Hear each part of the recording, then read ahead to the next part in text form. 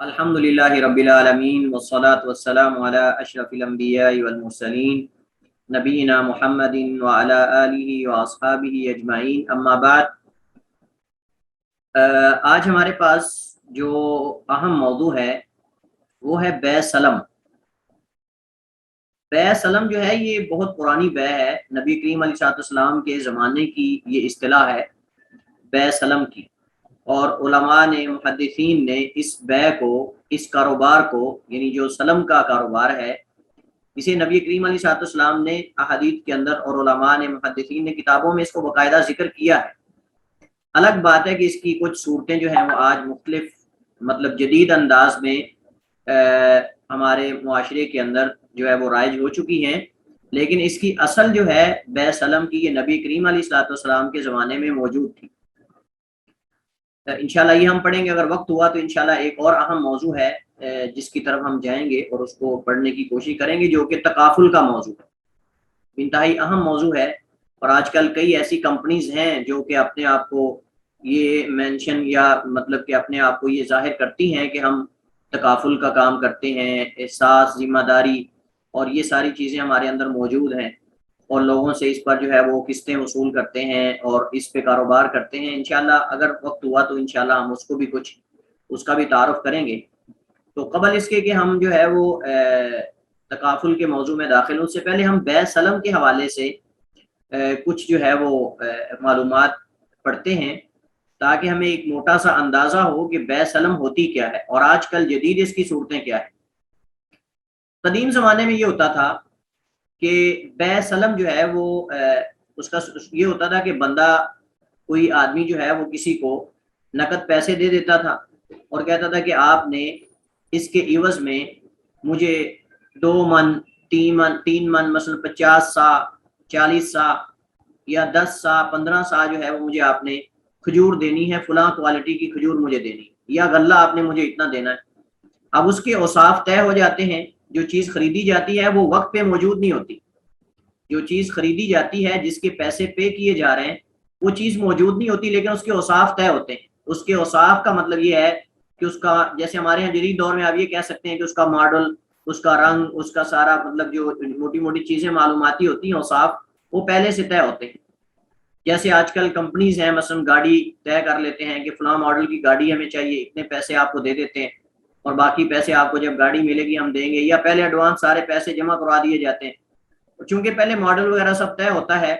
اور گاڑی کا رنگ وغیرہ سب کچھ طے ہوتا ہے، اور اب کمپنی نے وہ گاڑی مہیا کرنی ہے مقررہ وقت کے اندر اندر۔ تو اس دور کے اندر صاحب زرے گاڑیاں وغیرہ یہ چیزیں تو نہیں ہوتی تھی، تو اس دور کے اندر زیادہ تر جو ہے وہ کھجور اور غلے وغیرہ کے اندر یہ بیع سلم کی جاتی تھی کہ لوگ جو ہے وہ پیسے دے دیتے تھے اور کہتے تھے آپ نے سال کے بعد 2 سال کے بعد مجھے اتنا غلہ دینا ہے، اتنی کھجور دینی ہے، اتنے گندم دینی ہے، وہ لا کر جہاں سے بھی دے۔ تو یہ صورت ہوا کرتی تھی۔ اسلام کی یعنی شرعی اصطلاح میں جب سلم کی بات کی جاتی ہے تو اس سے مراد یہ ہے کہ ایک شخص یہ ذمہ داری قبول کرتا ہے کہ وہ مستقبل میں فلاں تاریخ کو، یعنی فیوچر میں، مستقبل میں فلاں تاریخ پر خریدار کو ان صفات کی حامل فلاں چیز مہیا کرے گا۔ کوئی بھی چیز طے ہو جائے کہ فلاں تاریخ کو آپ مجھے پیسے دے دیں اور میں فلاں تاریخ کو آپ کو فلاں چیز جو ہے فلاں صفات پر مشتمل آپ کو مہیا کروں گا۔ اور یہ جو ہے وہ بیع سلم جو ہے یہ ایک ایسی بیع ہوتی ہے جو موصوف اور بیچنے والے کے ذمے ہوتی ہے۔ پیسے وہ لے لیتا ہے، یعنی آپ دکاندار سمجھ لیں یا آپ کمپنی سمجھ لیں کوئی بھی، تو یہ اس کے ذمے ہوتی ہے کہ اس نے وہ چیز ادا کرنی ہے، پیسے چونکہ پہلے وصول کر، لیکن اس کی صفات پہلے طے ہونی چاہیے، جیسا کہ آگے انشاءاللہ آ رہا ہے کہ اس کی شروط کیا ہے بیع سلم کی، کب صحیح ہوگی اور کب غلط ہوگی۔ اس کو بیع سلف بھی کہتے ہیں، اس کو بیع سلف بھی کہتے ہیں کیونکہ اس میں بیچی گئی چیز کی قیمت معاہدے کے وقت ہی ادا کر دی جاتی ہے۔ سلف یعنی آگے مقدم کرنے کو، اس وجہ سے ہم کہتے ہیں سلف صالحین، یعنی ہمارے نیک لوگ جو پہلے گزر چکے ہیں ان کو سلف صالحین کہتے ہیں۔ تو چونکہ چیز سے پہلے قیمت کو دے دیا جاتا ہے اس وجہ سے اسے بیع سلف بھی کہا جاتا ہے۔ اور میں آپ کو بتاؤں کہ جیسے ہم نے حدیث کے اندر پڑھا تھا کہ سونے کے بدلے سونا، چاندی کے عوض میں چاندی، غلے کے بدلے میں گندم کے بدلے گندم، شعیر جو کے بدلے جو، نقد ہوگا، ہاتھوں ہاتھ ہوگا۔ اس حدیث کو اگر ہم دیکھیں تو اس حدیث سے بظاہر تعارض ہے، لیکن یہ تعارض نہیں ہے، چونکہ شریعت نے ضرورت کے مطابق یہ چیز جو ہے مستثنا کی ہے، شریعت نے یہ چیز ضرورت کی وجہ سے مستثنا کی ہے۔ جیسا کہ آپ جانتے ہیں کہ جو باغ کے مطلب مختلف قسم کے کھیتی باڑی کرنے والے لوگ کسان ہیں یا باغوں کی جو رکھوالی کرنے والے لوگ ہوتے ہیں، ان کے پاس اس وقت ہی پیسہ آتا ہے جب وہ فصل کاٹتے ہیں یا پھل وغیرہ کاٹتے ہیں، اس سے پہلے ان کے پاس پیسہ نہیں ہوتا، اور ان کو ضرورت ہوتی ہے کھاد وغیرہ کی، سپرے وغیرہ کی یا ادویات وغیرہ کی اس فصل کے لیے، یا مثلا دوسرے لفظوں میں آپ یہ کہہ سکتے ہیں انہیں پیٹرول وغیرہ، ڈیزل وغیرہ کی، تیل کی ضرورت ہوتی ہے۔ یہ چیزیں ہوتی ہیں جن کو ذمہ داروں کو یا کسانوں کو ضرورت ہوتی ہے، اور ان کے پاس آپ کو پتا ہے کہ سیزن کے اندر مطلب کہ جب فصل وغیرہ لگائی جاتی ہے اس وقت ان کے پاس پیسہ عموماً جو ہے وہ آپ سمجھتے ہیں سمجھ لے کے کم ہوتا ہے یا نہیں ہوتا، تو یہ ان کی ضروریات کو پورا کرنے کے لیے جو ہے وہ شریعت نے یہ ایک صورت نکالی ہے جس کو بے سلم کہتے ہیں۔ نبی کریم علیہ الصلوۃ والسلام جب ہجرت کر کے مدینہ تشریف لائے تو یہاں بے کی یہ صورت بھی رائج تھی۔ آپ صلی اللہ علیہ وسلم نے اس سے کلیتاً منع کرنے کی بجائے، یعنی بجائے اس کے کہ آپ روک دیتے، آپ نے بنیادی جو ہے وہ بنیادی اصلاحات کر کے اس کو باقی رکھا، یعنی آپ نے اس کی شروط طے کر دی، اس کا معیار بنا دیا، اور اس کو اوپن نہیں چھوڑ دیا ایسے کہ جیسے کوئی چاہے کرے، بلکہ اس کی شروط آپ نے طے کر دی، اور ان شروط کے تحت اگر وہ کرے گا تو شریعت نے اس کی اجازت دی، جیسا کہ نبی علیہ الصلوۃ والسلام کے بارے میں عبداللہ بن مسعود رضی اللہ تعالیٰ عنہ فرماتے ہیں قدیم النبی صلی اللہ علیہ وسلم المدینہ وہم یسلفون بالتمر السنتین والثلاثہ، کہ نبی علیہ السلام جب مدینہ میں آئے تو لوگ جو ہے وہ 2-3 سال کی بے سلم کرتے تھے، یعنی ایڈوانس پیسے لے کر کھجوروں کی بے کرتے تھے۔ فقالا، تو آپ نے فرمایا من اسلفا، جو بے سلم کرے، یعنی جو بے سلم کرنا چاہے، ففی کیل معلوم و وزن معلوم، تو متعین پیمانے اور وزن کو متعین کر کے بے کرے۔ مطلب یہ ہے کہ پہلے پیمانہ طے ہو، اتنے سا یا اتنے مد جو ہے وہ ادا کرے گا، اور فلاں مدت کے اندر ادا کرے گا، فلاں مدت میں اتنے مد یا اتنے سا ادا کرے گا، اور فلاں چیز گلے کے اندر مثلا گندم ہے، جو ہے یا پھر کھجور وغیرہ ہے وہ ادا کرے گا۔ تو پیمانہ متعین ہو، مقدار متعین ہو، اور وقت بھی متعین ہونا چاہیے، اور وقت بھی متعین ہونا چاہیے۔ اس کے بعد انہوں نے علماء کے اقوال ذکر کیے ہیں۔ تو اب یہاں سوال یہ ہے کہ سلم کی اجازت کا فلسفہ کیا ہے؟ یعنی جب ایک طرف تو شریعت کا قاعدہ یہ ہے کہ جب بھی بے ہوگی نقد و نقد ہوگی، مطلب چیز ہوگی اور اس کی قیمت ادا کی جائے گی، لیکن یہ شریعت نے مستثنا کیوں کیا ہے؟ تو اس کی وجہ جیسے میں نے اس کی طرف اشارہ کیا ہے کہ بعض کسانوں اور جو مینوفیکچر قسم کے لوگ ہوتے ہیں ان کے پاس ضرورت کے مطابق مثلا بیج، کھادوں وغیرہ، آلات وغیرہ، خام مال خریدنے اور لیبر کے لیے رقم نہیں ہوتی، ایسے لوگوں کو اسلام نے یہ سہولت دی ہے کہ وہ حصول رقم کی خاطر اپنی فصل یا پیداوار قبل از وقت فروخت کر سکتے ہیں، یعنی ابھی وہ فصل پکی نہیں، اس سے پہلے وہ اس کو فروخت کر سکتے ہیں کہ آپ کو میں گندم دوں گا اتنی، آپ کو فلاں چیز، لیکن پہلے سے سب کچھ طے ہونا چاہیے تاکہ قرض کے لیے کسی کے سامنے ہاتھ پھیلانے سے بچے رہیں۔ اضافی فائدہ یہ ہوتا ہے کہ آدمی چیز بیچنے کے لیے کسٹمر تلاش کرنے کی فکر سے آزاد ہو جاتا ہے، کیونکہ اس کا سودا پہلے ہی ہو چکا ہوتا ہے۔ اس سے خریدار کو بھی فائدہ پہنچتا ہے، کیونکہ سلم میں قیمت ان چیزوں کی نقد قیمت سے کم ہوتی ہے، اس کے اندر قیمت کم ہوتی صاف ظاہر چیز کی جو نقد ادا کی جانی ہو، تو جب اس نے اگر نقد غلہ خریدنا ہے یا اس نے گندم وغیرہ خریدنی ہے تو اس کو قیمت زیادہ دینی پڑے گی، لیکن اگر وہ پہلے ہی مطلب خرید لیتا ہے اور ریٹ طے ہو جاتا ہے، سب کچھ طے ہو جاتا ہے، تو اس صورت کے اندر اس کو قیمت کم ادا کرنی ہوگی۔ مزید برآں اگر چیز آگے بیچنا چاہتا ہو تو مارکیٹنگ کے لیے وقت بھی اس کے پاس مناسب ہوتا ہے۔ تو یہ فوائد ہیں جو بے سلم سے جو ہے وہ اخذ کیے جاتے ہیں۔ تو بہرحال بعض لوگوں نے کہا یہ خلاف قیاس ہے، یعنی اصولوں کے خلاف ہے، لیکن ایسی بات بالکل بھی نہیں ہے۔ ابن قیم رحمۃ اللہ علیہ فرماتے ہیں کہ یہ اصولوں کے مطابق ہے، اور شریعت جس کو چاہے حرام کرے، جس کو چاہے جس اجازت دے دے۔ بے سلم کی شروط کیا ہے؟ اس میں ان تمام پابندیوں کو ملوز خاطر رکھنا ضروری ہے جو شریعت نے عام بے کے لیے مقرر کی ہیں، تاہم معاملے کو غرض سے پاک رکھنے کے لیے کچھ شرطیں بھی رکھی گئی ہیں۔ مثلا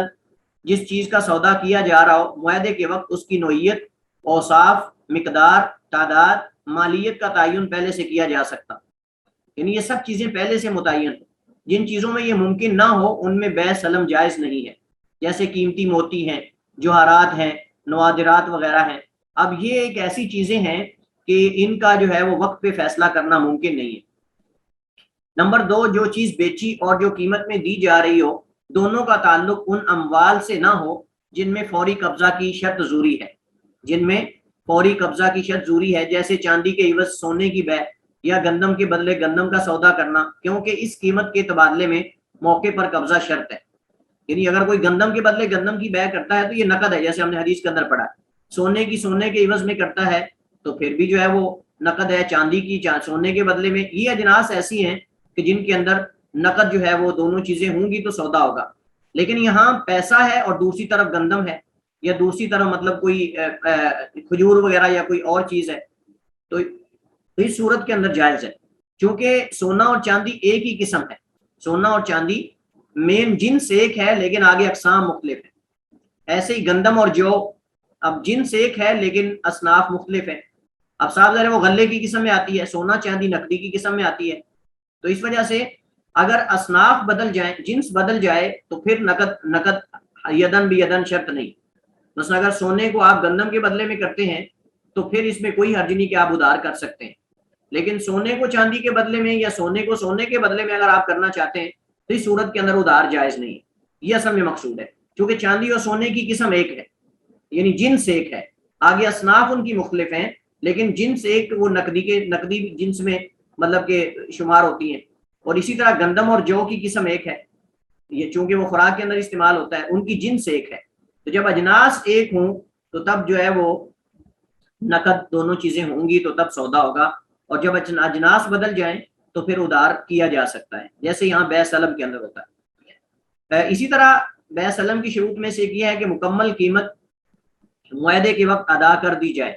نبی کریم علیہ الصلوۃ والسلام کا ارشاد ہے، آپ نے فرمایا من سلف فی تمر فلیسلف فی کیل معلوم و وزن معلوم۔ نبی صلی اللہ علیہ وسلم کہ جو کوئی بیع سلف کرے کھجوروں میں، فلیسلف تو اسے چاہیے کہ وہ بیع سلف کرے فی کیل معلوم، مقررہ متعین پیمانے میں، وزن معلوم اور متعین وزن میں۔ اور جیسے ہم بات کر چکے ہیں کہ بیع سلم کو بیع سلف بھی کہتے ہیں۔ مدت حوالگی پوری طرح واضح ہو، یعنی مدت طے ہو کہ فلاں مدت کے اندر آپ نے مجھے یہ چیز دینی ہے اور میں اس کی آپ کو قیمت ابھی دے رہا ہوں معاہدے کے وقت، جیسا کہ مثلا گاڑی ہے، کوئی اور چیز ہے جس کی آپ بیع سلم کر رہے ہیں، اس کی مدت حوالگی طے ہونی چاہیے، کس مدت میں یا کس وقت میں وہ ادا کرے گا۔ اگر اس میں کسی قسم کا ابہام یا ابہام پایا جائے تو بیع سلم درست نہ ہوگی۔ حضرت عبداللہ بن عمر سے مروی ہے، کہتے ہیں انس صلی اللہ علیہ وسلم نہا عن بیع حبل الحبلتی، نبی علیہ السلام نے حمل کی بیع کرنے سے، یعنی حاملہ کے حمل کی بیع کرنے سے منع کیا، چونکہ نتیجہ غیر واضح ہے۔ وکان بیعا یتبایع اہل الجاہلیت، اور ایک ایسی بیع تھی کہ جو اہل جاہلیت بیع کرتے تھے جس انداز میں، یعنی وہ یہ کہتے تھے کہ آپ ایسا کریں کہ آپ کی اونٹنی جو ہے، آپ کی جو اونٹنی حاملہ ہے، جب یہ بچہ جنے گی تو میں آپ سے بچہ لے لوں گا اور مجھ سے آپ پیسے اتنے لے لیں، مطلب اونٹنی ہے حاملہ ہے، جب بچہ جنے گی تو وہ بچہ میں آپ سے لے لوں گا، یا اس کے بچے کا بچہ لے لوں۔ اب ممکن ہے کہ وہ مطلب کہ وہ مردہ بچہ دے، یا ہو سکتا ہے کہ جو بچہ وہ خریدنا چاہتا ہے وہ مؤنث خریدنا چاہتا ہے وہ مذکر ہو، یا وہ مذکر اونٹ خریدنا چاہتا ہے وہ اونٹنی ہو۔ اب یہ اس میں مطلب کہ کب تک وہ انتظار کرے گا؟ یہ نتیجہ گویا کہ وقت پہ حوالگی ممکن نہیں،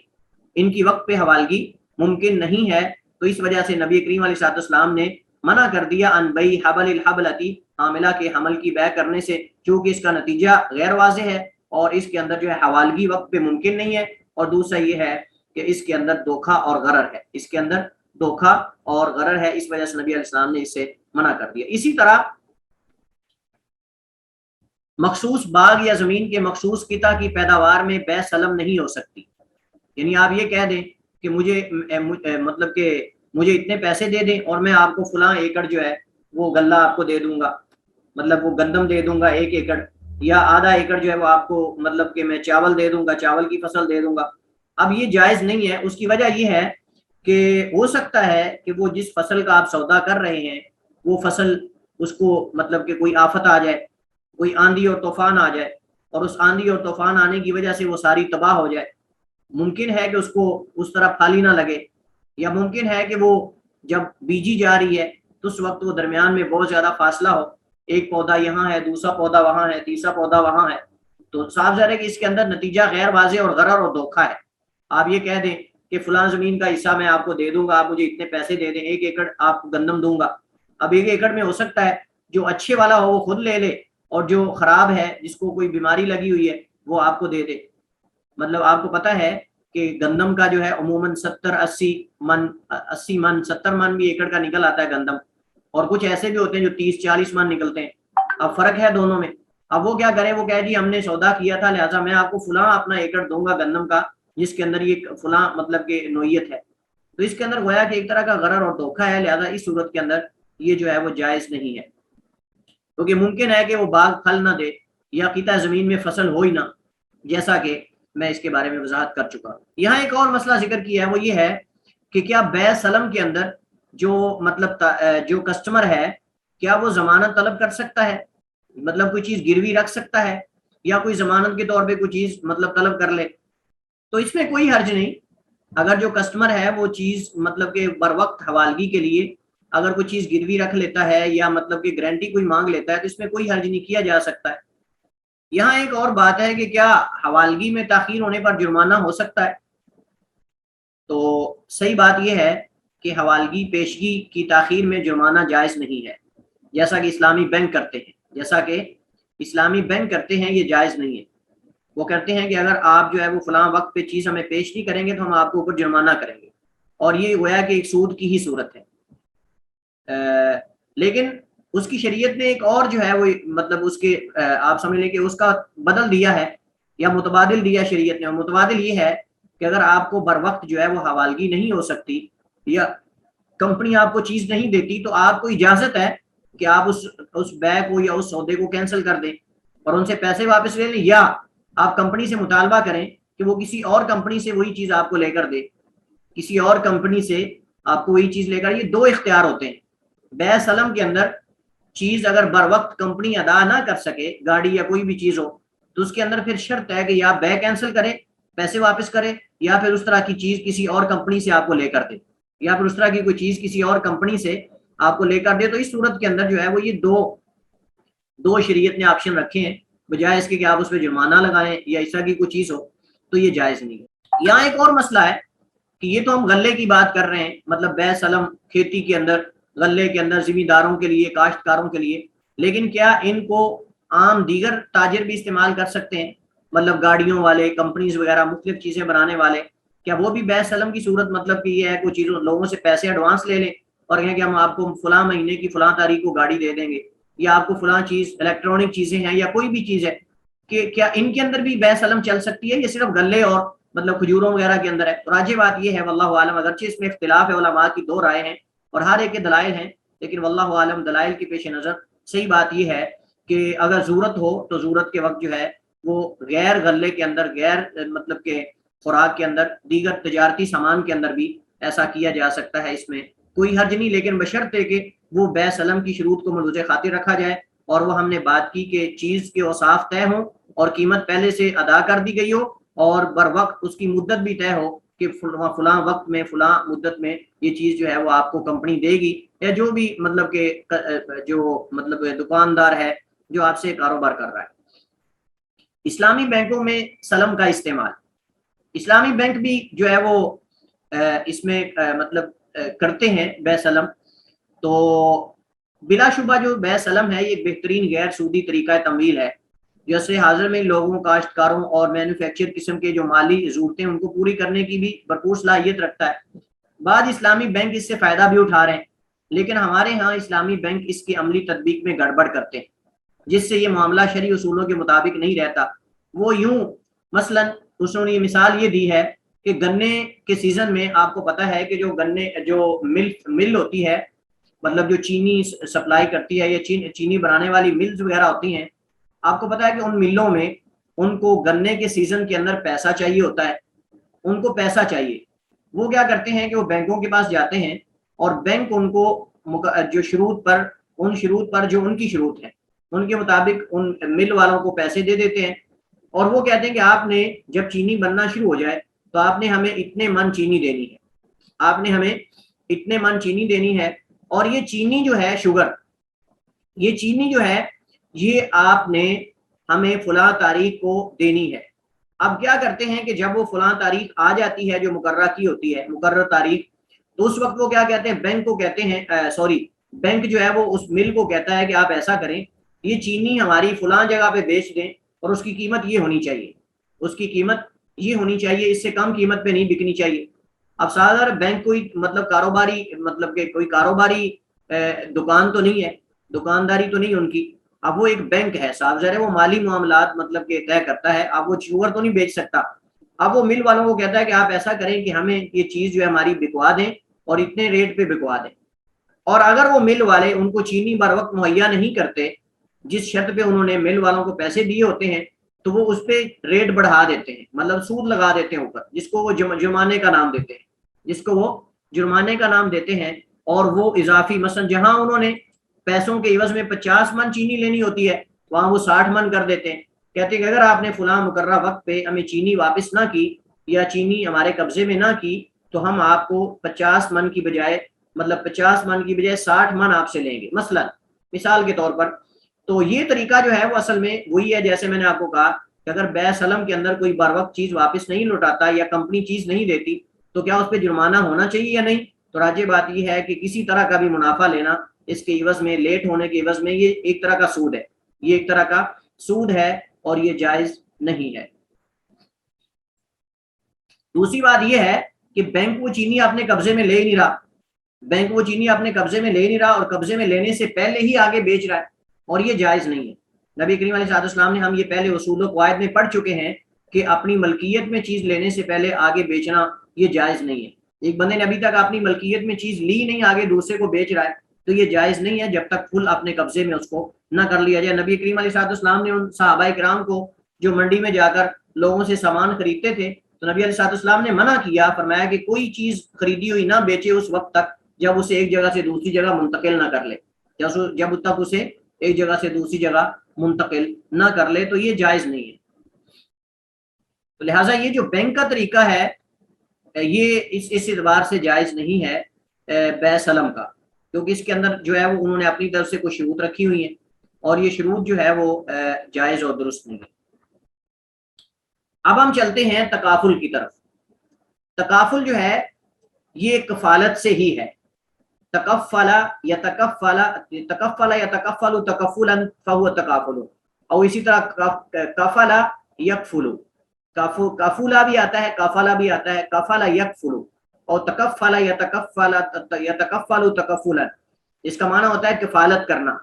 کفالت کرنا، کسی کے مطلب کہ کھانے پینے کا ذمہ لے لینا، یا اس کی کفالت، اس کی حمایت کا، اس کی مطلب کہ سپورٹ کا، اس کی مدد کا ذمہ لے لینے کا نام تکافل ہے۔ اور دین اسلام کے اندر آپ سمجھ لیں کہ یہ جو نظام زکوٰۃ ہے یہ ایک تکافل کا بہترین انداز ہے۔ جو نظام زکوٰۃ ہے یہ تکافل کا بہترین ایک شریعت نے جو ہمیں مطلب کہ ایک متبادل دیا ہے۔ اسی طرح زکوٰۃ جو ہے یہ تکافل ہے، صدقۃ الفطر جو ہے یہ تکافل ہے۔ تکافل کی آپ کو اسلام کے اندر بہت زیادہ صورتیں نظر آتی ہیں۔ مثال کے طور پر اگر کوئی قتل خطا کر دیتا ہے، غلطی سے کوئی قتل کر دیتا ہے تو اس کی قتل خطا کی دیت ہے۔ اسی طرح اگر کوئی ہاتھ کاٹ دیتا ہے تو اس کی دیت ہے۔ یہ جو دیتیں اور یہ جو زکوٰۃ اور یہ جو صدقات اور یہ جو ساری چیزیں ہیں یہ اصل میں تکافل کی ہی مختلف صورتیں ہیں اسلام کے اندر۔ اسلام کی مطلب کہ نقطہ نظر کے مطابق جو ہے یہ تکافل کی مختلف صورتیں ہیں، اور اللہ تعالیٰ نے اور نبی علیہ السلام نے مسلمانوں کو ایک دوسرے کی مدد کرنے، خیر خواہی کرنے، تعاون کرنے کا حکم دیا ہے۔ اللہ تعالیٰ قرآن کریم میں فرماتا ہے تعاونوا علی البر والتقوی ولا تعاونوا علی الاثم والعدوان، کہ ایک دوسرے کا نیکی اور تقوی کے کاموں میں تعاون کرو اور گناہ اور برائی کے کاموں میں ایک دوسرے کے معاون نہ بنو۔ تو اس کے علاوہ نبی کریم علیہ السلام نے مختلف صورتیں جو ہے وہ تکافل کی بتائی۔ آپ نے فرمایا کہ انا وکافل الیتیم کہاتین، نبی علیہ السلام نے فرمایا کہ میں اور یتیم کی کفالت کرنے والا، آپ نے 2 انگلیاں اپنی جمع کر کے فرمایا کہ بالکل جنت میں ایسے ہوں گے جیسے میری 2 انگلیاں ہیں۔ اور ایک حدیث کے اندر نبی علیہ السلام نے فرمایا کہ جو 2 بچیوں کی پرورش کرتا ہے، ان کی تربیت کرتا ہے، تعلیم کا بندوبست کرتا ہے، میں اس کو جو ہے وہ میرے ساتھ جنت میں ایسے ہوگا جیسے 2 انگلیاں ہیں، یا اس کو جنت کی ضمانت نبی کریم علیہ السلام نے دی۔ اس کے علاوہ یتیموں کے ساتھ خیر خواہی کرنا، غریبوں کے ساتھ ان کا سہارا بننا، یہ اللہ کے نبی علیہ السلام کی عملی زندگی سے بھی ثابت ہے اور نبی علیہ السلام کے اقوال سے بھی یہ ثابت ہے۔ جیسا کہ حضرت خدیجہ رضی اللہ تعالی عنہا فرماتی ہیں، انہوں نے کہا تھا کہ کلا واللہ لا یخزیک اللہ ابدا انک لتصل الرحم، انک لتصل الرحم، वतस्दुकुल हदीथ वतक्सिबुल मादूम वतुईनु अला नवाइबिल हक। ये हज़रत खदीजा रज़ियल्लाहु तआला अन्हा ने नबी अलैहिस्सलाम की सिफात बताई। और अल्लाह ताला ने कुरान करीम के अंदर भी यतीम को झिड़कने से मना किया और उसके साथ तामुन करने, उसकी खैरखाई करने, उसके माल की हिफाजत करने का हुक्म दिया है। ये सारी सूरतें जो हैं मुख्तलिफ ऐसी सूरतें हैं जो शरई नुक्ता नज़र में तकाफुल की सूरतें हैं, तकाफुल की सूरतें हैं, किफ़ालत करने की सूरतें हैं कि इस्लाम ने गुरबा नबी अलैहिस्सलाम ने हज़रत मुआज़ बिन जबल को जब जो है वो शाम की तरफ रवाना, यमन की तरफ रवाना किया, तो आपने फरमाया कि मुआज़ तू ऐसी कौम की तरफ जा रहा है जो कि अहले किताब है, उन्हें सबसे पहले अल्लाह की तौहीद की तरफ दावत दो और उसके बाद उन्हें कहो कि उन पर दिन और रात में 5 नमाजें हैं, फिर उन्हें कहो कि उन पर सदका है, ज़कात है, तो खज़ मिन फ़ुक़रा मिन अग़नियाइहिम फतुरद्दु अला फ़ुक़राइहिम, जो उनके गनी लोगों से लिया जाएगा और उनके फ़ुक़रा पे तकसीम किया जाएगा। ये इस्लाम का एक ऐसा निज़ाम है जो निज़ाम तकाफुल है और इसकी सूरतें बेशुमार हैं, इसकी सूरतें बेशुमार हैं और इस्लाम ने इस पे उबारा भी है। अच्छी बात है अगर किसी इलाके के अंदर, किसी मुल्क के अंदर अगर ऐसा निज़ाम है और वाकई ही शरई क़वाइद व ज़वाबित के मुताबिक है और शरई उसूलों के मुताबिक है, तो उसको सराहना चाहिए, उसको दाद देनी चाहिए, काबिल इस्ताइश है, काबिल तारीफ है। लेकिन आया हमारे इस दौर के अंदर, दौरे हाजिर के अंदर जो निज़ाम तकाफुल मुतारफ़ कराया गया है या जो मतलब के मुरव्वज है या जिसकी तरवीज की जा रही है, आया वो इस्लाम के नुक्ता नज़र की तईद करता है या कि इस्लाम के नुक्ता नज़र के बिल्कुल मुनाफी है? आया उसके अंदर गुरबा और फुकारा और मसाकीन की दाद रसी होती भी है या कि सिर्फ उसका दावा किया जाता है? आया उसके अंदर जो है वो जो निचले तबके के लोग हैं उनको ऊपर लाने की कोशिश की जाती है या कि उन्हें मजीद जो है वो नीचे से नीचे की तरफ धकेला जाता है? ये हम जो है वो आज इस हमारे सबक के अंदर ये इसकी मुख्तलिफ जो है वो सूरतें पढ़ेंगे। तो ये इस्लाम की नुक्ता नज़र में जो मुख्तलिफ इसकी सूरतें हैं वो मैंने आपके सामने जिक्र की इशारतन, और यही साहिब किताब ने इसके अंदर इशारा किया और बहुत ज़्यादा इसको तूल दिया है इस बात को। तो हम सिर्फ इसके अंदर जो मौजूदा मतलब के तकाफुल की मतलब सूरतें हैं हम इसकी तरफ चलते हैं। माजी करीब में तकाफुल की एक नई शक्ल सामने आई है जिसका मकसद दूसरों के साथ तामुन की बजाय दरअसल अपने नुकसान का इजाला होता है। यही जिसकी तरह मैं इशारा कर रहा हूँ कि इस्लाम के अंदर जो इस्लाम ने हमें निज़ाम तकाफुल दिया है, ज़कात का हो या सदकातुल फितर का हो या गरीबों की दाद रसी का हो या मतलब जो मुख्तलिफ किस्म के एक दूसरे के साथ तामुन है, खैर खाई सदका और खैरात है, ये निज़ाम तो गरीबों को, मोहताज लोगों को ऊपर लाने के लिए है, उनकी ज़रूरियात को पूरा करने के लिए। लेकिन ये जो निज़ाम मुतारिफ कराया जाता है इसके अंदर तो असल में अपने नुकसान को पूरा करते हैं, फुकरा और मसाकीन के नुकसान को पूरा नहीं करते, उन्हें उनकी दाद रसी नहीं होती। और इसका मुंतजिम भी ये काम बतौरे कारोबार करते हैं, मतलब ये कारोबार समझ के किया जाता है, जबकि तकाफुल का निज़ाम जो इस्लाम ने दिया है वो तो दाद रसी के लिए है, वो तो मदद के लिए है। लिहाजा इस एतबार से पहला फर्क तो आप यहाँ समझ सकते हैं कि यहाँ असल में कारोबार समझकर ये तकाफुल का काम किया जाता है, जबकि हमारे इस्लाम के अंदर जो है वो कारोबार समझ के नहीं बल्कि गरीबों को उठाने के लिए, उनकी दाद रसी के लिए, उनको पाँव पे खड़ा करने के लिए इस्लाम ने हमें निज़ाम मुतारफ करवाया। तो सबसे पहले कुछ लोग या मालियाती इदारे मिलकर एक कंपनी कायम करते हैं जिसको तकाफुल कंपनी कहा जाता है। कंपनी के अदाशुदा सरमाए का एक हिस्सा वक्फ करके एक पोल बनाया जाता है। ये पोल किसी की मलकियत नहीं होता बल्कि अपना अलग कानून वजूद रखता है, मतलब कानूनी वजूद रखता है। कंपनी की तरफ से पोल में डाली गई रकम उन मुतासरीन के लिए वक्फ होती है जो पॉलिसी हासिल करते हैं। अब यहाँ बात यह कि पॉलिसी हासिल करते हैं, अब ये पॉलिसी जो हासिल की जाती है इसकी शुरूत है। अब इस पॉलिसी में कौन शामिल हो सकता है कौन नहीं। हालांकि तकाफुल का निज़ाम यह है कि जो भी मोहताज है उसकी मदद की जाए, लेकिन उनकी कुछ पॉलिसीज हैं, कुछ उनके उसूल और कायदे हैं जो उसके अंदर आएगा उसकी दाद रसी करेंगे, और वो किस अंदाज में करेंगे ये हम पढ़ते हैं। कंपनी मालिकान जो होते हैं वक्फ की इस रकम को वक्फ एजेंट की हैसियत से या मुदारबा की बुनियाद पर कारोबार में लगाते हैं। नफा से अपनी फीस या हिस्सा अलग करके बाकी दोबारा वक्फ पोल में ही जमा कर दिया जाता है। कंपनी लोगों को पॉलिसी हासिल करने की तरगीब देती है। जो लोग पॉलिसी हासिल करते हैं वो इसके मेंबरान शुमार होते हैं। पॉलिसी हासिल करते वक्त ख्वाहिशमंद अपनी अगराज पेश नज़र रखते हैं। किसी का मकसद ये होता है कि मेरी मौत के बाद मेरे बच्चों की कफालत के लिए इनके पास 20 लाख होना चाहिए। किसी के पेश नज़र खास किस्म के मुतवक्का नुकसान का इजाला होता है। यानी हर एक का अपने ज़हन के अंदर कुछ चीज़ होती है जो इनके साथ मिलता है और इनकी पॉलिसी में शामिल होता है, या दूसरे लफ्जों में ये कह सकते हैं कि जो इनका कस्टमर बनता है, जो इनका کسٹمر یا کلائنٹ بنتا ہے، یہ ان کو مطلب کہ ان کے ذہن کے اندر ہوتا ہے کہ میں مجھے اگر موت آ جاتی ہے تو میرے مرنے کے بعد میری فیملی، میرے بچوں کو اتنے لاکھ پیسے سیو ہونے چاہیے، ان کو مل جائیں گے، یا مجھے فلاں نقصان کا خطرہ ہے تو اس نقصان کے خطرے کو پورا کرنے کے لیے، اس نقصان کو پورا کرنے کے لیے میں اس کمپنی کے ساتھ مل جاتا ہوں، وہ نقصان ہوگا تو یہ کمپنی میرا نقصان پورا کرے گی۔ صرف وہی لوگ پالیسی حاصل کرنے کے اہل شمار ہوتے ہیں جو عمر، صحت اور انکم کے لحاظ سے کمپنی کے معیار پر پورا اترتے ہوں۔ اب یہ کمپنی بڑی تیز ہے، چونکہ جیسے میں نے اشارہ کیا کہ یہ کاروبار ہے تکافل کا، یہ اصل میں تکافل ہے ہی نہیں، یہ کاروبار ہے، اور اس کے اندر وہ ان لوگوں کو اپنا پارٹنر بناتے ہیں یا اپنا کسٹمر بناتے ہیں جو صحت مند ہوں اور ان کے پاس ان کی خاص انکم ہو ماہانہ، اور اس کے بعد یہ ہے کہ ان سے نقصان کی توقع کم ہو، ان کے اوپر کسی قسم کا نقصان یا اس طرح کی چیزیں جو ہے اس کی توقع کم ہو۔ اب یہ تو اللہ کی طرف سے ہے، لیکن وہ چیزیں ایسے اسباب بھی ہوتے ہیں جو ظاہر نظر آ رہے ہوتے ہیں۔ اب صاف ظاہر ہے کہ جو بندہ مطلب کہ کماتا ہی اتنے ہے کہ جس سے اس بیچارے کا مہینے کا خرچ بھی پورا نہیں ہوتا، اب اس بندے سے یہ ہرگز بھی تکافل نہیں کریں گے، اس بندے سے یہ ہرگز بھی تکافل نہیں کریں گے، اس کو اپنا مطلب کہ اپنی پالیسی میں شامل نہیں کریں گے۔ اور اسی طرح جو بندہ مطلب مستقل مریض ہے، کسی مطلب موذی مرض میں مبتلا ہے، مثلا کینسر کی بیماری میں، آپ جانتے ہیں کہ کینسر کی بیماری کے اندر بہت زیادہ پیسہ لگتا ہے، لاکھوں کے حساب سے پیسہ لگتا ہے۔ اب کسی کینسر کے مریض کو یہ تکافل کی مطلب اپنی اس تکافل کمپنی میں شامل نہیں کریں گے، اور اس کا کسٹمر یا آپ سمجھیں دوسرے لفظوں میں اس کی پالیسی میں شامل نہیں کریں گے۔ تو یہ چیزیں ساری ملوث خاطر رکھ کے اپنے کسٹمرز بناتے ہیں، حالانکہ تکافل جو اسلام کا نظام دیا ہوا ہے اس کے اندر یہ چیزیں ملوث خاطر رکھی جاتی ہیں۔ یہ باقاعدہ طبی معائنہ کے ذریعے ایک اندازہ کیا جاتا ہے کہ یہ آدمی مریض تو نہیں، کسی مستقل بیماری کا شکار تو نہیں، کسی موذی مرض کا شکار تو نہیں کہ جس میں ہمارے پیسے بہت زیادہ لگیں۔ یہ ساری چیزیں ہیں، مجھے یہ بتائیں کہ اب اس کو ہم اسلامی تکافل کا نام دیں گے؟ اگر کسی چیز کے متوقع نقصان کی تلافی مقصود ہو تو اس چیز کی حالت بھی دیکھی جاتی ہے، یہ بھی آپ ذہن میں رکھیں۔ جس چیز کی نقصان کی تلافی انہوں نے کرنی ہوتی کمپنی والوں نے، وہ چیز جا کے دیکھتے ہیں۔ مثلا ایک بندے نے گاڑی کی اگر مثلا تکافل میں شامل کی، تو گاڑی اگر چھکڑا ہو، پرانی سی ہو جو ہر روز خراب ہو رہی ہے، ہر روز 10,000 5,000 6,000 4,000 لگوا رہی ہے، اب اس سے تو تکافل نہیں نہ کریں گے یہ۔ حالانکہ جس کے پاس اتنی پرانی گاڑی بیچارے کے پاس ہے وہ تو تکافل کا مستحق ہے، تو اس کو گاڑی یا نہیں لے کر دے دیں، یا پھر اگر واقعی خیر خواہی ہے اور تعاون ہے تو پھر اس کو گاڑی بنوا کے دیتے رہیں جتنی دفعہ بھی اس کی گاڑی بنتی ہے۔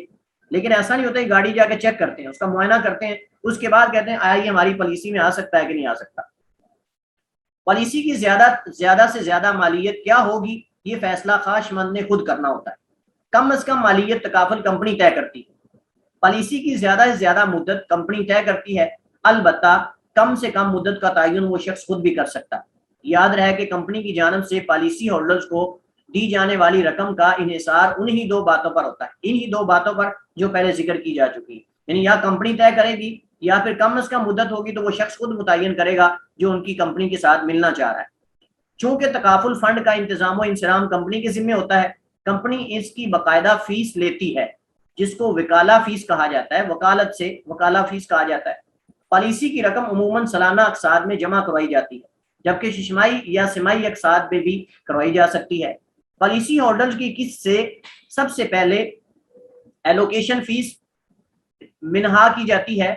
اور یہ فیس پالیسی مالیت اور مدت کو مد نظر رکھ کر لی جاتی ہے۔ پہلی قسط سے ایک خطیر رقم اس مد میں چلی جاتی ہے، مثلا اگر پالیسی کی مدت 20 سال یا اس سے زیادہ ہو اور قسط 15 سے 25,000 تک ہو تو پاک قطر فیملی تکافل پہلی سالانہ قسط سے 80، دوسری سے 20 اور تیسری سے 10، چوتھی سے 7، پانچویں سے بھی 7، چھٹی سے لے کر 10ویں تک 3% وصول کرتی ہے، 3% وصول کرتی ہے۔ آگے ایلوکیشن فیس کے بعد ہر قسط کو 2 حصوں میں ڈیوائڈ کر دیا جاتا ہے، ایک حصہ انویسٹمنٹ کے لیے اور دوسرا حصہ وقف پول کے لیے۔ جو حصہ انویسٹمنٹ کے لیے ہوتا ہے اس سے 2 قسم کی فیس کاٹی جاتی ہے، ایک ایڈمن فیس ہوتی ہے، یہ ماہانہ اور پالیسی کے مالیت اور مدت کے اعتبار سے مختلف مگر فکسڈ ہوتی ہے۔ مثلا پاک قطر فیملی کی تکافل کے کم از کم جو 65 روپے اور زیادہ سے زیادہ، ایک پاک قطر فیملی تکافل ان کی کم از کم 65 روپے اور زیادہ سے زیادہ 110 ماہانہ ہے، اس میں سالانہ 8% اضافہ بھی ہوتا ہے۔ مینجمنٹ انویسٹمنٹ فیس جو ہے یہ پاک قطر فیملی تکافل کمپنی کی تقریباً 1.5% ہے۔ جنرل تکافل میں مکمل قسط وقف پول میں جمع ہوتی ہے، کمپنی وقف کو منظم کرنے اور اس کے سرمایہ سے کاروبار کرنے کی علیحدہ فیس لیتی ہے۔ ہر تکافل کمپنی کا ایک دوسری کمپنی جس کو ری تکافل کہا جاتا ہے اس سے معاہدہ ہوتا ہے۔ تکافل کمپنی پالیسی ہولڈر کی قسط کا کوئی حصہ ری تکافل کمپنی کو بھی دیتی ہے۔ جو حصہ وقف پول میں جمع ہوتا ہے وہ پالیسی ہولڈرز کی ملکیت سے نکل کر وقف کی ملکیت میں چلا جاتا ہے۔ تاہم تجارتی تکافل کے حامیوں کے مطابق وہ خود وقف نہیں ہوگا، صرف وقف کی ملکیت ہوگا جو وقف کے مسالے اور ان لوگوں پر خرچ ہوگا وقف کی مد میں شامل ہوں گے۔ کمپنی ان دونوں کھاتوں میں جمع شدہ رقم سے پالیسی ہولڈرز اور وقف پول کے ایجنٹ کی حیثیت سے کاروبار کرتی ہے۔ جو نفع ہو وقف پول اور پالیسی ہولڈر کے کھاتے میں جمع کر دیا جاتا ہے۔ وقف پول کا مکمل نفع وقف پول میں ہی جاتا ہے۔ بہرحال اس کی ہم صورتیں پڑھتے ہیں تاکہ ان کے حکم کا ہم اندازہ لگا سکیں۔ تو جو مروجہ تکافل اس وقت معروف ہے اس کی دو صورتیں ہیں، فیملی تکافل اور جنرل تکافل۔ فیملی تکافل یہ اصطلاح لائف انشورنس کے متبادل استعمال ہوتی ہے۔ جیسے ہم نے پہلے پڑھا ہے لائف انشورنس کے اندر ہم نے اس کے طریقہ کار اور اس کی شروط وغیرہ پڑھی تھی، اور ہم نے کہا تھا کہ یہ جائز نہیں ہے، یہ جائز نہیں ہے۔ اور اس کا طریقہ کار یہ ہوتا ہے کہ پالیسی ہولڈر جو ہے وہ پالیسی ہولڈر کی ہر قسط کا کچھ انویسٹمنٹ کھاتے میں جاتا ہے اور کچھ حصہ وقف پول میں۔ یہاں کمپنی دو قسم کی الگ الگ ایجنسی فیس وصول کرتی ہے، ایک وقف پول کا منظم ہونے کی حیثیت سے، اور یہ وقف پول سے لے جاتی ہے، اور دوسری پالیسی ہولڈرز کا ایجنٹ ہونے کی حیثیت سے، یہ پالیسی ہولڈرز کے کھاتے سے کاٹی جاتی ہے۔ اب اگر پالیسی ہولڈرز متعینہ مدت سے پہلے فوت ہو جائے تو کمپنی اس کے ورثاء کو ایک تو انویسٹمنٹ اکاؤنٹ میں سے پالیسی حاصل کرنے کی ابتدا سے لے کر فوت ہونے تک جمع کرائے گی رقم ماہ اس نفع کے جو سرمایہ کاری سے حاصل ہوا ادا کرے گی، اور دوسرا فوت ہونے کی وجہ سے پالیسی ہولڈر کے ذمے جو اقساط رہ گئی ہیں وہ وقف پول سے ادا کرے گی، اور اگر پالیسی ہولڈر متعینہ مدت تک زندہ رہے تو پھر اس کو حسب ذیل فوائد ہوں گے۔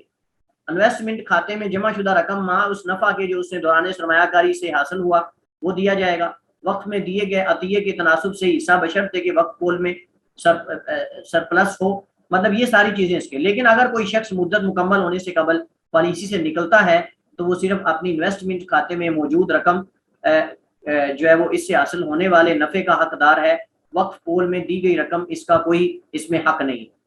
جنرل تکافل میں کیا ہوتا ہے کہ اصطلاح جنرل انشورنس کی جگہ بولی جاتی ہے، یعنی ممکنہ خطرات سے تحفظ کی پالیسی، اور اس میں قسط کی پوری رقم وقف پول میں دی جاتی ہے۔ اگر دوران مدت وہ نقصان ہو جائے جس کی تلافی کے لیے پالیسی لی گئی ہے تو ازالہ کر دیا جاتا ہے۔ بصورت دیگر سرمایہ دارانہ نظام انشورنس کی طرح پالیسی ہولڈرز کو کچھ نہیں ملتا، البتہ کمپنی اپنی صوابدید پر کچھ بونس دے سکتی ہے۔ کیا مروجہ تکافل سود اور غرر سے پاک ہے؟ کمرشل انشورنس کو جن خرابیوں کی بنیاد پہ حرام قرار دیا گیا ہے ان میں سر فہرست سود اور غرر ہے۔ بادی و نظر میں یہ دونوں خرابیاں یہاں بھی پائی جاتی ہیں، وہ یوں کہ اگر پالیسی ہولڈر مدت پوری ہونے سے پہلے فوت ہو جائے تو اس کو پالیسی کے تحت طے شدہ رقم دی جاتی ہے جس کا ایک حصہ اس نے ادا نہیں کیا ہوتا، اور کمپنی قانونی طور پر اس کی پابند بھی ہوتی ہے۔ جبکہ غرر اس طرح کے دونوں احتمال ممکن ہے جس نقصان کا ازالے کے لیے پالیسی لی گئی ہے وہ پیش ہی نہ آئے۔ بالکل وہی جو ہم نے انشورنس کے اندر بات کی تھی کہ اب ہو سکتا ہے وہ گاڑی کا حادثہ ہو ہی نہ، یا ہو سکتا ہے کہ وہ پیسوں سے زیادہ اس کے حادثے ہو جائیں۔ اب صاف ظاہر ہے کہ اگر پیسوں سے زیادہ ہوں گے تو کمپنی کو خسارہ ہوگا، اور اگر ہوں گے ہی نہیں تو اس کا مطلب سارا جو کسٹمر ہے اس کو ہوگا۔ تو ہر دو صورت کے اندر غرر ہے اور دھوکہ ہے اور نتیجہ غیر واضح، اور یہ بھی احتمال ہے کہ وہ پیش آ جائے اور کمپنی کی ذمہ ادائیگی لازم ہو جائے۔ کیا یہ عقد معاوضہ نہیں؟ تجارتی تکافل کے حامی کہتے ہیں کہ اضافہ اور غرر تب ممنوع ہے جب عقد معاوضہ لین دین کی وہ صورت جس میں ایک فریق دوسرے سے معاوضہ لینے کا حق رکھتا ہے میں ہو، جبکہ عقد تبرع جو ہوتا ہے، یعنی تبرع کا مطلب ہوتا ہے کوئی چیز وقف کر دینا، ہبہ کر دینا، لیکن یہ توجیہ درست نہیں، کیونکہ پالیسی ہولڈر کو حاصل ہونے والے فوائد کا انحصار پالیسی مالیت کی کمی بیشی پر ہوتا ہے۔ یعنی اگر اس کے اندر کمی ہوئی ہے تو اس کو اتنا منافع مطلب کہ کم ملے گا، اور اگر فائدہ ہوا ہے تو فائدہ زیادہ ملے گا، اس حساب سے کسٹمر کو مطلب اس سے فائدہ حاصل ہوتا ہے۔ بہرحال اگر ہم اس کی صورتیں اور اس کے جو طریقہ کار ہے اس کو ہم پڑھتے ہیں تو اس کے اندر چونکہ غرر ہے اور اس کے اندر خیر خائی کا ارادہ نہیں ہوتا، اصل میں یہ کاروبار ہے جو کمپنیز کر رہی ہیں۔ اور اگر ہم کہتے ہیں کہ اگر واقع ہی تکافل جو اسلام کے نقطہ نظر میں تکافل کا نظام متعارف کروایا گیا ہے جیسا کہ زکوٰۃ ہے یا دیگر صدقات و خیرات ہے، تو اس صورت کے اندر ہم آپ کے ساتھ ہم کہتے ہیں کہ ٹھیک ہے ہونا چاہیے، لیکن یہاں مقصد یہ ہے ہی نہیں، یہاں مقصد یہ ہے کہ ہیلے بہانے کر کے مختلف انداز سے جو ہے وہ لوگوں سے پیسہ بٹورا جاتا ہے اور کاروبار کو مزید وسیع کیا جاتا ہے، اور یہ جائز نہیں ہے، اور نہ ہی یہ اسلامی تکافل کا نقطہ نظر ہے، اور نہ ہی اس کے مقاصد میں، شرعی مقاصد میں اس کے اندر کوئی مقصد پایا جاتا ہے۔ لہٰذا راجع بات یہ ہے کہ یہ تکافل جو آج کمپنیز مختلف قسم کی کر رہی ہیں، یہ تکافل جائز نہیں ہے۔ واللہ تعالی اعلم واحکم، وصلی اللہ وسلم علی نبینا محمد وعلی آلہ وصحبہ وسلم۔